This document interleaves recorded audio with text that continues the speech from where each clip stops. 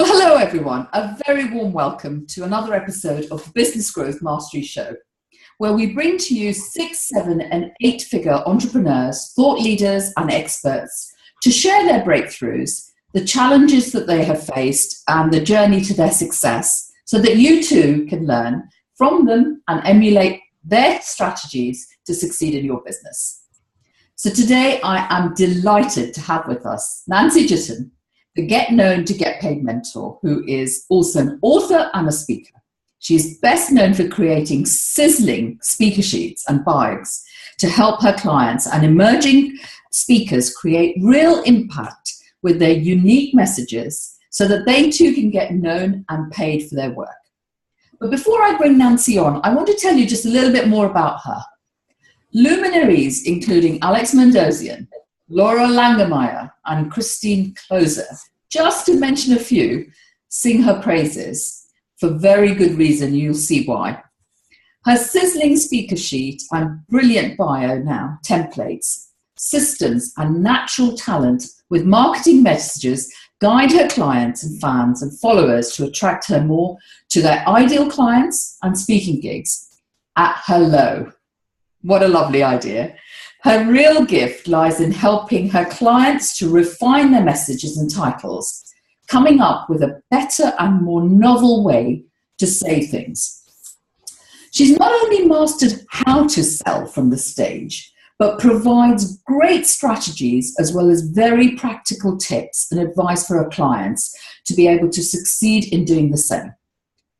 But above all, more than anyone else I know in this space, she is incredibly generous with her time and her advice, which results in finalized, polished outcomes within a very short space of time, but much more than that, exceptionally happy, contented clients who do so well as a result of knowing her. And I can totally attest to this. This is what some of them have said about her. What sets Nancy Juetten's program apart from others is the personalized attention she gives. Another says, I made a successful pitch to the Associated Press, earned 191,000 media placements as a direct result of applying the lessons I learned in Nancy's program, and made the front page of the most read daily newspaper in Italy.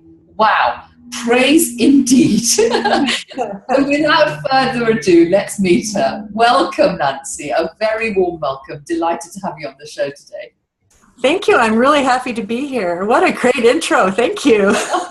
Well, it's all you. I'm just relaying it for all those who perhaps don't know you. As I said, everything in there is so very true and so much of what I know about you. I've known Nancy for a while, for those who don't know her, and I can absolutely, as I said, attest to the fact that this is very much her.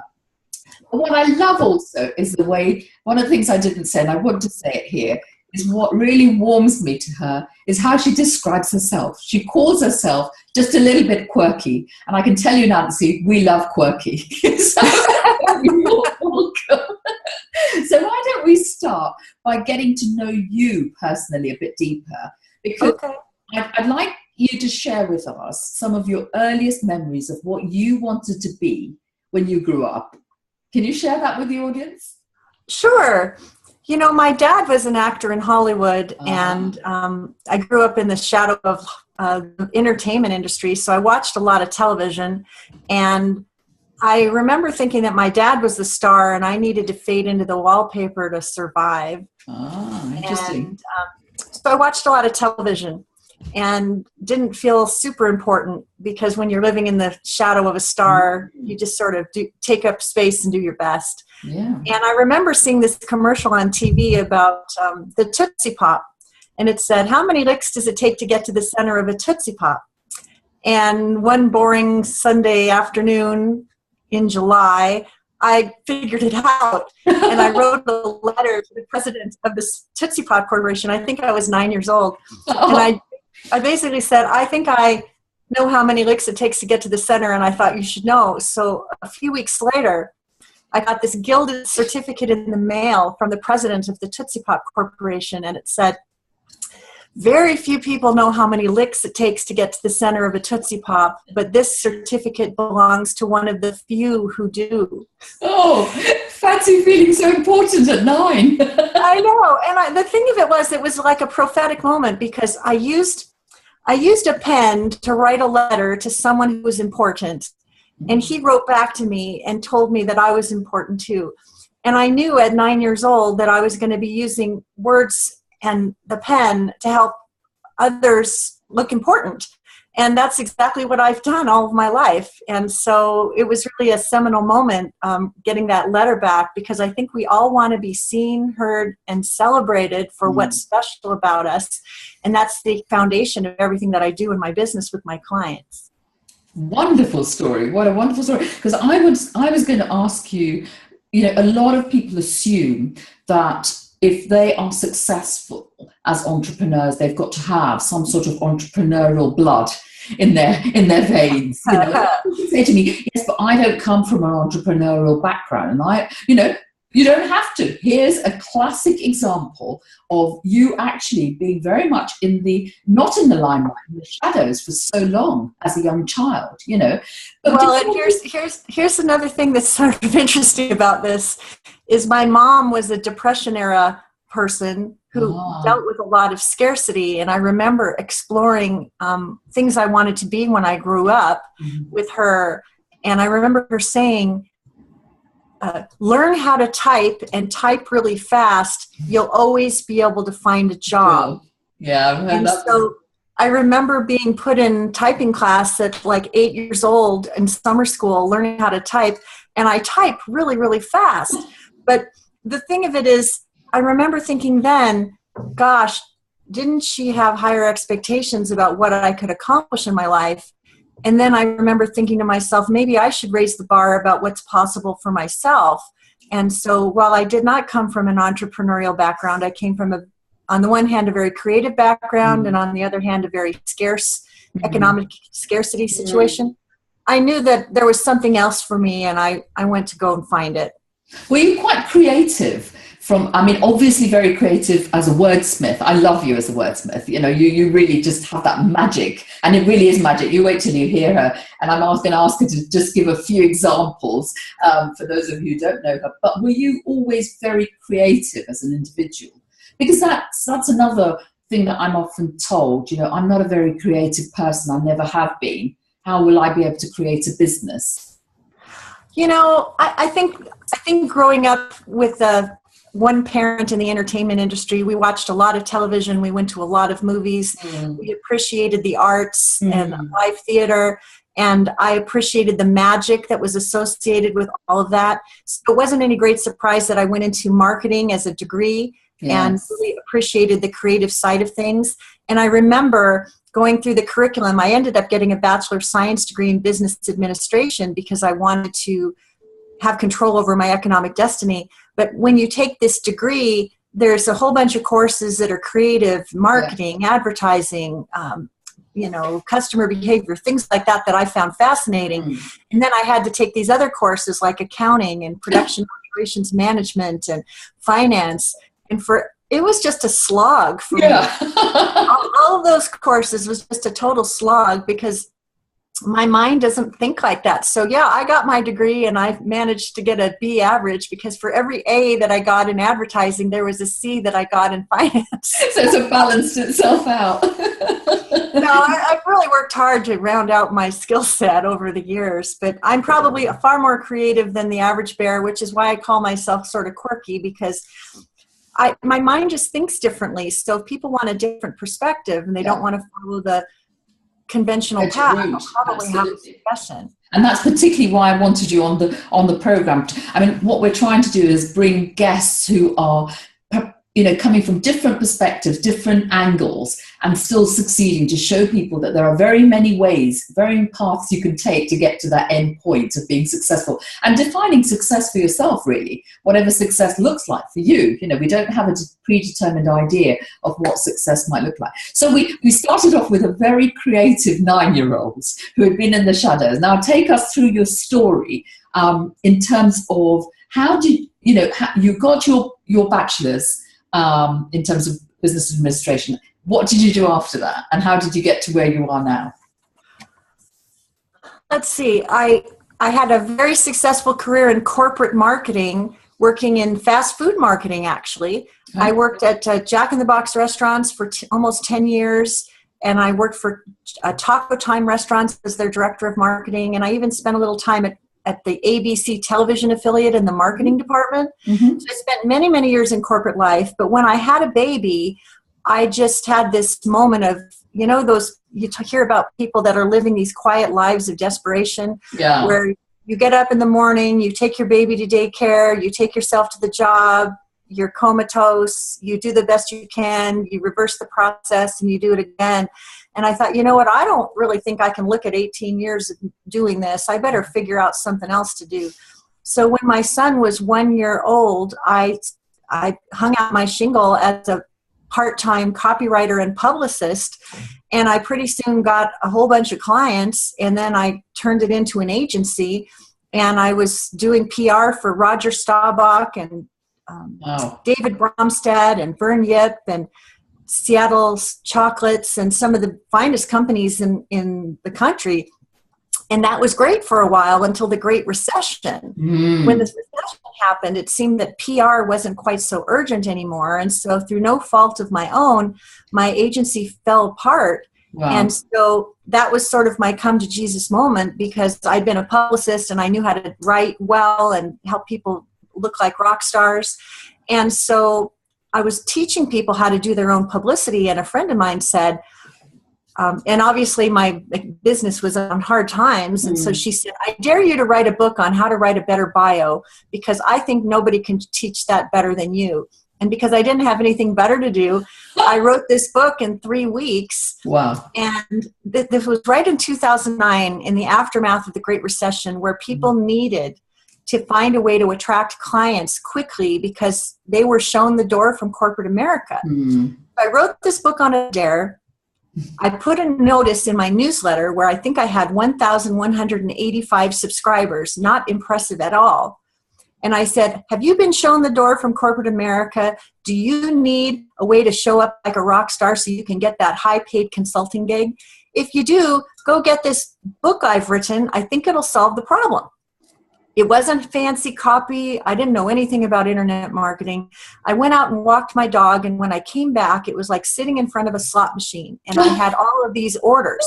You have an order. You have an order. You have an order. Wow, what a lovely feeling that must have been. Oh my God, my husband came over to the computer and he said, Nancy, I think you're onto something. Oh my gosh, this is incredible. And so it was the dare from a friend to write a book that solved an urgent need that was in the marketplace. People needed to find a way to attract clients quickly with their first impression. I met that need, and very quickly I started getting booked on radio shows and TV shows and podcasts. Every other minute, I'm trying to do a project over here for one of my few remaining clients, and then I've got the people calling me over here saying, I want you on the radio show. And I realized that getting ready for big opportunity before opportunity knocks is really, really important, because when National Public Radio calls and says, can you be on the show? They don't want to hear your song and dance. They want to hear, yes, I'm ready to go. Coming now. I'm going to be a great guest, and how else can I make this a wonderful experience for you and your audience? Yeah. So I learned how to be, having been a publicist, I knew it was important to be media ready, but I didn't realize that I was about to become a celebrity in my own right, quote unquote. So that sort of put me on this trajectory of teaching aspiring experts and speakers to get ready to go for opportunity before it knocks, because so many people say, I'm a professional speaker, but most of them have empty calendars. Yeah. What if you had 43 gigs next year already because you were ready for opportunity and people were just booking you to speak on that topic months in advance? That is what has happened to me. And so I want to teach that to other people so that they can have what I'm having, because it brings you a whole lot more speed and grace and ease in your life when you know where you're going. And the calendar's booked. Completely. And just the satisfaction, but also the security that you were talking about. You know, 1 minute you had it, and then suddenly it was just sort of swept from underneath you. And here you were recreating that. What a wonderful story. So you've preempted one of my questions around the challenges, but tell me, so you started, so that's what you've been doing. Give us a timeline so that the listeners are very clear. You give us a timeline. When did you start your agency? That would have been in the 80s? I'm trying to do the math. Yeah, no, sorry. Math. Just vaguely. My son was born in 1987, right. So I started my agency in 1988. Right? And is that right? 1997. It was 1998. 1998. I didn't know you were going to ask me to do math. Sorry, that's very mean of me, isn't it? I was just trying to get an idea. 1998. I did that. I had the agency for 3 years. It was like 2001. Yeah. That was a very dark year for a lot of people. Yeah. And so I did the agency. I started the agency in 2001. That was right. He was very young. And I did that for 3 years. And then I started wanting to create this online business. So it was in 2009 that in 2006, I wrote my very first information product. In 2009, I wrote Bye Bye Boring Bio. And now it's... Which is your book that you refer to. Yeah, now it's 2017, and I have a whole business model where the bio and the speaker sheet is kind of like the entry-level way for people to get into my world. And then there's a group program called Attract Ideal Clients and Speaking Gigs at Hello. And then there's a private mentoring program called the Get Known to Get Paid Private Mentoring Program. Mm-hmm. And I also do VIP days to help people get known and paid. So this whole thing, it was like a step-by-step. I know I'm going to be doing business online. I want to have control over my destiny. So I created a whole body of work that is now alive and well and serving people around the world, which would be one other thing I might point out sort of interesting. When I was doing PR, I remember people saying, you're a really good publicist. You could serve clients around the world. And I discounted it. And then when I started teaching people about bios and speaker sheets and getting known, people were saying, you could teach people around the world. Well, that was the second time people had said, you have a global business. Well, by the time the third person said, you should be thinking bigger, my accountant told me that 95% of my business was coming from outside of my own hometown. Interesting. And I truly had built a global business. So tell me, what was the resistance on your part the first couple of times when you heard it? What was the resistance? Did you not believe that you could, or that there might I think that I just had a very narrow view of my own skill set, and I think there was mindset issues to tend to, like so many of us have to tend to that. Absolutely. And those of you who know me in the program will know that mindset is key. Systems and processes are fine. Having a great program is fine, or whatever you sell is fine. But you've just absolutely hit it on the head. Good on you, Nancy. Well, and if I could be totally transparent, which is totally the way I am. Yep. When I got really serious about growing my business, I invested in myself in a very high-end mentoring program with someone who was really there to kick my proverbial behind into a whole new gear. And I was very focused on the practical, how do I run the dashboard at Instant Teleseminar? How do I do the writing for this kind of email? How to. I was very attached to the mechanics of what it was that I was learning how to do. And he would say to me, you're so attached to the mechanics, I really feel like you need to work on your inner game, because until you master that, you're going to be stuck for a very long time in a very small role, and there's so much more that you could do. And I remember hearing that and feeling very, I don't know, it was off-putting to me. Yeah, quite hurtful. That's because you don't think of yourself in those terms as an individual. I agree, yeah. Well, but the truth of it was he was absolutely right. Totally.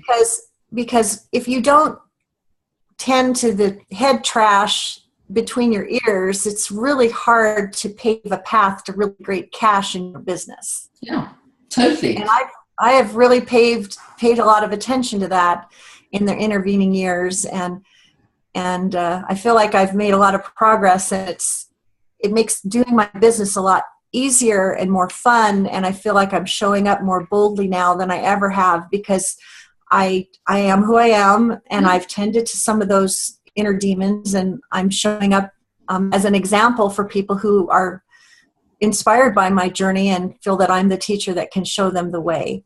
And how? Brilliantly. So tell us, when I did the introduction, there will be people who perhaps don't know you as well, or do know you but have shied away from the stage. Tell us, why is it important to get on the stage? I know the answer to this. I've heard this many a times from it. Tell the listeners, because I think this is a really important point. And why did you get on stage? Okay. So I have been a reluctant speaker all of my life. I grew up in the shadow of Hollywood. I grew up around people who wanted to be stars. I wasn't particularly resonating with that at all. Number one. Number two, speaking. I mean, it's right up there with heights and spiders. It's the thing that people fear the most. And you know what? I had it too. And I had this mentor, and he said to me, you can succeed in your business, but if you choose not to speak, it's almost as if one arm of your success is tied behind your back. Mm-hmm. Because when you get in front of an audience of perfect people who need and want and are prepared to invest in what you have to offer, if you can stand and deliver and be of massive contribution to that audience, the likelihood is that some of the folks in that audience are going to want to do business with you, and that's going to make the path to cash a lot faster. So if you're not happy with if you don't want to do that, that's fine. It's going to be a much tougher road. Yeah. So I thought, well, okay, I'm going to go kicking and screaming to speaking. And that's truly what happened for me. I got invited to speak at a women's group, and I just said yes because they asked me. And because I was a reluctant speaker, I had hold on to the podium for dear life, lean on PowerPoint like a crutch, and pray for the presentation to be over disease. And the worst part about it is that someone actually wrote on the evaluation, she didn't pay $45 to hear someone speak like that. Oh, I suck, And I thought, well, okay, I better learn how to do this better. So I learned how to do this better. And now I get invited to speak all the time. I don't lean on PowerPoint like a crutch. I don't shake in my boots. I try to be the very best Nancy that I know how to be. And people either love me or hate me. And either way, it's fine. And that takes a lot of inner game mastery too, because not everybody's going to think you're swell and oh well, right? But what a shift that has been for me, because I mentioned on one of the calls that I gave earlier this week that the neat thing about speaking, if you're in front of a live audience, it's pretty old school. You stand, deliver, you make magic, and you go home with the room in your pocket, or you don't. Either way, that's the way it goes.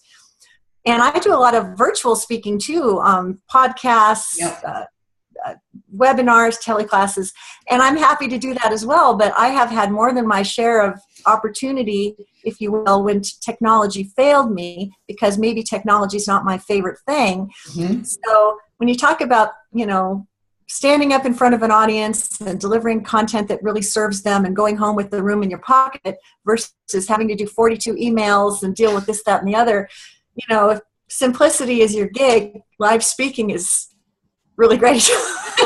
Once you get over the hurdle of clutching that podium, Yeah, absolutely. I agree with you. I completely agree with you. It can be very, very rewarding. But I'm really so pleased that you've been so candid in what you've shared, because there will be people listening to this thinking, this is great for someone like Nancy or Hiroo, who are experienced standing up and saying these things. But I'm an introvert. I can't do this. I couldn't possibly get up. I couldn't possibly speak on a stage. And it's really important that you've made that point, that you were incredibly introvert. You were in the shadows for a very long time. And this is not something that came very easily to you, at the start, and you've had to work out. Yeah, exactly. And, this doesn't necessarily come easily to a lot of people that might appear to have it with ease. That's the other thing to say. But let's bust some more myths now that we've got onto that, and then we'll come back to the other bits. But a lot of people say what you offer, and therefore, what the clients could do in terms of getting up and speaking on a stage or delivering their message in that way, their products or services, might not be for them. And another myth might be, my list is too small. What would you say to that? Or I have a business, too small a business for this sort of thing, depending on whether it's offline, online, because I should have said we have both in our audience. We have both bricks and mortar and we have online. Well, either you think you can or you think you can't. Either way, you're right. So said Henry Ford. I love it. Okay. So you can do anything you set your mind to. And I guess what I have decided, and then maybe there's an example here for others who are struggling, is when you get in touch with why you do what you do and the big difference that it makes and how that pebble in a pond can have a ripple effect, and maybe the significance of your contribution can be alive today because you actually got to do more of that thing that you do. When you get into touch with why that is, sometimes you can be really called forth to blaze through some of your self-imposed limitations to be that thing that you always thought you could be, because maybe you're the messenger that's here to do that. Mm-hmm. And so I think you have to make it bigger than making money. You have to make it your contribution to the marketplace to serve in your particular way, and that when you elevate what you're here to do to that level of mission, you will do anything to make it happen. Mm-hmm. You will do anything to make it happen. And I'll give you an example from the movies. Have you seen the movie The Wizard of Oz? Oh, yes. Okay, so Ray Bolger was the Scarecrow. Yeah. And he's a very talented dancer and singer and actor. But as it turned out, way back when they were casting The Wizard of Oz, he was actually cast as the Tin Man. Oh, really? And he knew that he was a dancer and a singer. He knew that if he could be the Scarecrow, it would change the trajectory of his life. Mm. So even though some other people might have said, I'm just glad I got a role in the film, he fought for a meeting with the producer, and he said, I'm really thrilled to be part of this film, but I want to be the Scarecrow, and here's why. And he pushed hard for the role because he knew that the whole world would change and people would remember him fondly, and like that would be the perfect role for him. Mm-hmm. And he got that role, and what do you know? Now we remember him, so fondly in the perfect role of his life. Absolutely. We all have a perfect role that we're supposed to play. How bad do you want it? Yeah. I really feel like I'm gifted to help people get clarity on their messages so they can step up and shine and stand out and be brilliant. And it's not about me, it's about them. Yeah. And so, maybe I'm not the best speaker, but I've got a lot of heart and people feel it. Maybe I'm not, we all have limitations. Of course. But I have considered myself an introvert all my life. And so I show up and serve because I think there's something bigger for me and for others. And, after I do a big speaking gig, I might have to take the day off the next day to recover. So you just sort of have to bend and sway with your personality and your sensibility and know what your boundaries are. But don't let your boundaries fence you in. Work around your boundaries so that you can expand and do your thing, because the world needs what you have to offer. And why would you not share that? It's a disservice to people not to share. Absolutely. What a lovely term. I want to take us back. I think those are brilliant examples because they really do bust those myths that people have about, I couldn't possibly get on the stage, I couldn't possibly do this for my business. But I want to take it back to you personally. I recall, you saying earlier about the fright that you had of getting up on that stage, and that you made yourself better. You went and you got yourself, taught yourself things through others and made yourself a much better speaker. So you didn't just get it right first time round. You recognized it and you just kept going. And I wanted to make sure people didn't lose that real nugget, in there that as we were going through it. So you had a successful agency that dived. unfortunately, through no fault of your own. You picked up again, your online business started to take off. When did you really start to feel that now I'm starting to make some reasonable money in my business and I'm starting to get stability and security in my business? When did that come for you?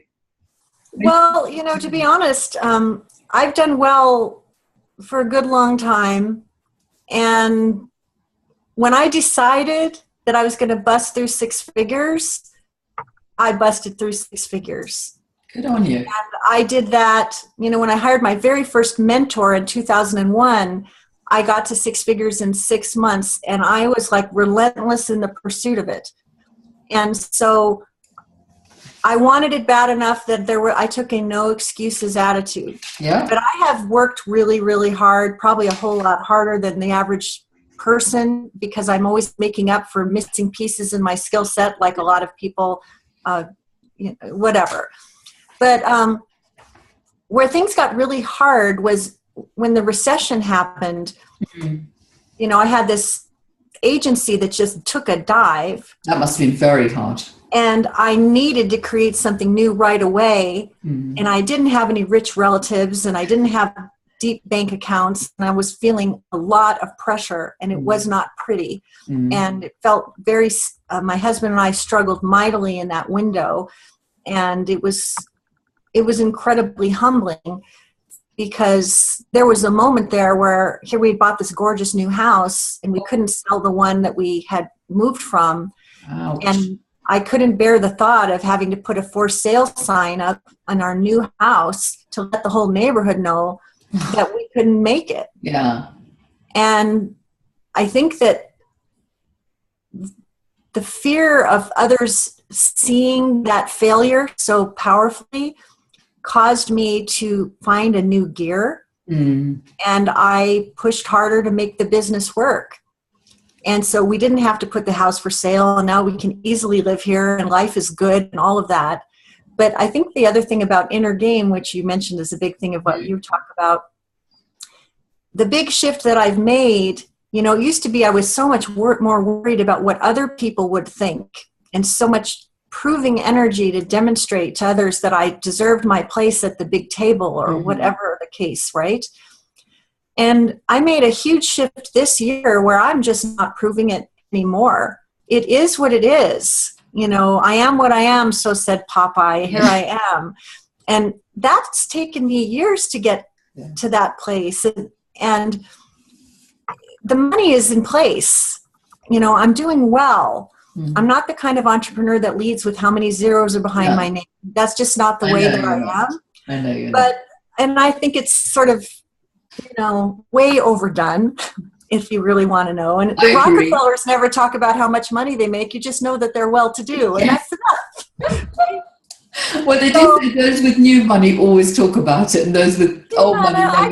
That's so not my way. So I think that I know you're asking, when did I know that I'd made it or whatever? I don't mean necessarily I said money, but I meant made in the fullest sense. When did you feel that sense of security? Yes, now I have a strong, sustainable business. I feel that way right now. Fantastic. And it's taken a long time. Yeah. And those people who you have early success and don't struggle and are not humbled and get there very, very quickly, well, good for you. That wasn't my experience. and I say, very rarely do they stay at that point either. I think that everybody has dips in their career, even the most successful. Yeah, I think that, sometimes you can look to the left or the right and say, gosh, I wish that I had a path like that person. Yeah. But I can't regret the journey that I've traveled. I've kept humble the whole way. And whatever success is unfolding for me now, I have such gratitude for it and such appreciation. And I just want to serve, it's not about the car that I drive or the neighborhood that I live in or the scotch that I drink on special occasions. Those things don't really matter to me. What matters to me is that I'm making a big contribution to the clients that I'm lucky to work with. Of course. And just yesterday, I got an email from one of my private mentoring clients who has lived a beautiful life, but has never earned her own money, ever. Oh, right. And she's 76 years old. Wow. And taking her business very seriously in the encore of her life. And she sent me an email yesterday that she just scored a 4-figure client who paid in full, and she's over the moon. Thrilled to bits, I suspect. Absolutely. It's like, I had a role in that. It's like people can step up to even greater things if they just step up and get the support and guidance that they need. And so when I think about what I'm really proud of this year, that's the high point for me, seeing that client welcome her first earned money. Wow. Absolutely. That is a huge wow. At that age, to help someone achieve that and have that impact on someone's life is just incredible. Well done, you. Well done. Well, and it reminds me of one of my other clients, Dr. Susan O'Malley, who had a very successful medical spa, and in her 60s decided that she wanted to write a book and become a public speaker. Mm-hmm. And she wrote a book called Tough Cookies Don't Crumble, How to Turn Setbacks into Success. And one of the things that she says, you're never too old and it's never too late. And I agree. I'm a woman on the other side of a certain age, and look what's happening over here. And so absolutely. I can be a light for other people that are reinventing and wanting to know that the upside is there. And if they want to get known and get paid for that, there's a path to cash that we can travel. As long as you bring your why with you, we can get there. So I think that is a very helpful scenario that you've painted for us. But let's go back to some of the things that people at the other end of the line might be wondering about. You've described the difficulties in your life, but there may come even times now, despite your, I'm sure it doesn't happen very often these days, but even now, you may receive rejections. How do you personally get past no? Because that's the biggest anxiety independent business owners have to deal with on a daily basis, whether you're a coach, a garage owner, or an author, whatever you are. That rejection is the hardest thing people need to get past. How do you deal with that on a personal level? Well, 3 words: bless and release. Good. And then if I could add a couple of more. Yeah.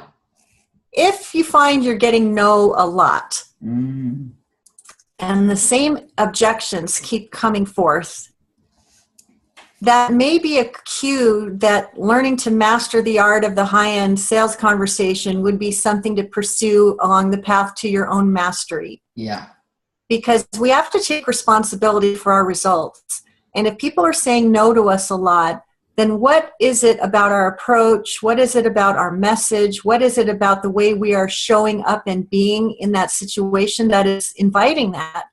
Because it isn't always, we're ultimately responsible for our own results. Absolutely. And in my own situation, listen, I may be a reasonably good speaker and I may entertain and make people wink and grin when I deliver from the stage. But sometimes what people want is, can you convert 50% of the room every time you take the stage? And if someone has that parameter, I have to come clean and say, I haven't got that down to a science just yet. And if that's a requirement, I'll have to sit this one out, because I don't want to sell myself into a situation where I can't deliver on the promise. Absolutely. And so I think that we should all pay attention to our numbers. If you do 10 enrollment conversations and all 10 of them are no's, you need to ask yourself, am I talking to the right people? Is my message right, I guess? Is my message right? Yeah. Am I on the money? Yeah. If you talk to 10 people and 5 people decide to become your client, buckets of awesome sauce to you. See how you can improve on that even more. So rejection, you're not everybody's glass of tea. And, I just completed a launch, and we finished last night at midnight, and it was a good effort and a great result. Well done. And thank you.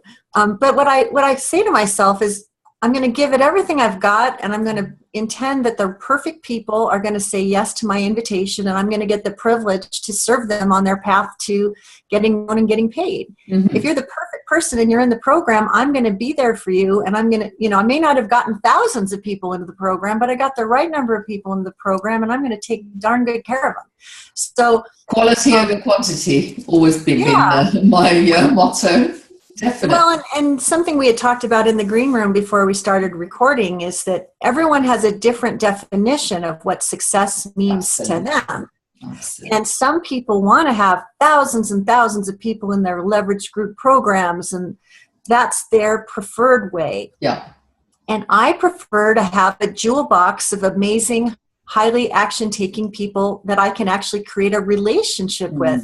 I don't know how you can create a relationship with thousands of people in a group program and make everybody delighted and satisfied. Yeah. So for me, that's, and given my somewhat introverted nature, I really prefer a more intimate jewel box kind of community where I can treat everybody like a treasure and make sure that everybody gets what they came for. So being clear about what success means to you is really important. And so I'm kind of reminded about Michael Phelps, the award-winning Olympic athlete.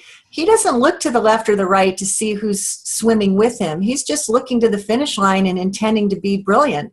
And I think we can have our attention divided and look to the left or the right and get distracted, and get clarity about what success means to you and what shape that's going to take. What kind of a model have you created? What kinds of leverage programs are going to be right for you? If you like to do private mentoring, then don't apologize for it.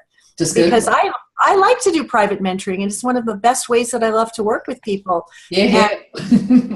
And so, for people who are looking for the antidote to the major mega group program or are tired or grouped out, I'm your gal. Yeah, absolutely she is. Absolutely. We all have a place. And we do. And we're not looking to clone ourselves. We want that we want the integrity, but we also want the independence and our own style and influence on people. And that's what I'm hearing coming through loud and clear from you. So going back to the speaker spot, what would you say are some of the key mistakes people make when they get up to speak as potential speakers? What are the key mistakes they make when they stand up as potential speakers, on stage? Oh, big mistakes. Yeah. An undifferentiated message is a big mistake. When you say, I'm a professional speaker, you sound like a generic box of wheat thins. Yeah. It's like, why don't you say you're a motivational speaker who teaches young professionals how to find the silver lining in their early stage career, even if the job they have isn't a perfect fit? I did tell you she was great at this, didn't I? That's a lovely example. Absolutely. So be clear about what kind of a speaker you are and who you serve and what you talk about. Because right out of the box, people will say, well, we're looking for a commencement address speaker. You sound exactly like what we need. Yeah. Or, but when you say, I help people, find their bliss. Okay, whatever, What does that mean? What does that even mean? It's okay. It's okay. It's what I call lackluster and not blockbuster. Yeah. Like one of the talks that I just gave a master class the other day. Discover the 3 ways to get booked on more live and virtual stages, even if you're not the most known speaker. Wow. So here's what's cool about that. You're going to learn 3 ways to get booked on more live and virtual stages, even if you're not the most known speaker. So right away, well, I am certainly not the most known speaker. And yes, I do want to get booked on more live and virtual stages. And do I want 3 ways to do it? Yes, I do. Maybe I'll come to that masterclass. Yeah. Very clear. 1,200 people came to the masterclass. Wow. 1,200 people. That's fantastic. So don't go generic, go specific. Another thing that people do is they forget to say what the audience will learn. What will be the takeaway points that will make this a must-attend session? Here again, don't go generic. Put in something specific. Add some curiosity, some intrigue. Mention what's new. Put something in there that's got some urgency. If you make your bullet points on fire with intrigue, people won't stop themselves from wanting to sign up to come and listen. But if you go generic, generic is never very good. No. Let's face it. I mean, you buy generic when you're on the bargain basement. And I guess I want everybody to think a little bit more highly of their message and their takeaway points so that people will want to step up and pay the premium to have the privilege to hear from you. Absolutely. Absolutely. Otherwise, why you? You know, right. What differentiates you. I couldn't agree more. So as we come in close to the end, tell us your number one tip for listeners. What would you say? What would be your number one tip for listeners out of our interview in terms of what we've talked about and your journey? I would like you to believe in your vision and behave as if the most important person in your industry was going to call you tomorrow. Mm-hmm. Because when you believe and behave in that way, you sit up taller in your chair, your whole energy shifts, and you are ready for a much bigger opportunity. Believe and behave as if it was happening already. Don't wait for perfection. Get in the game and make it so. You heard it from her. Fantastic tips. Thank you so much. Well, I have some wonderful takeaways from this interview that I just want to capture. Just a few. There are so many, but I just want to capture a few that I don't want to lose because they were so good. I want us to remember what Nancy said about the fact that the book came as a result, of a dare, but it met an urgent need. Many of us talk about the fact that we are having difficulties, and they may be financial difficulties often, or the business isn't going in a particular way, but she took action.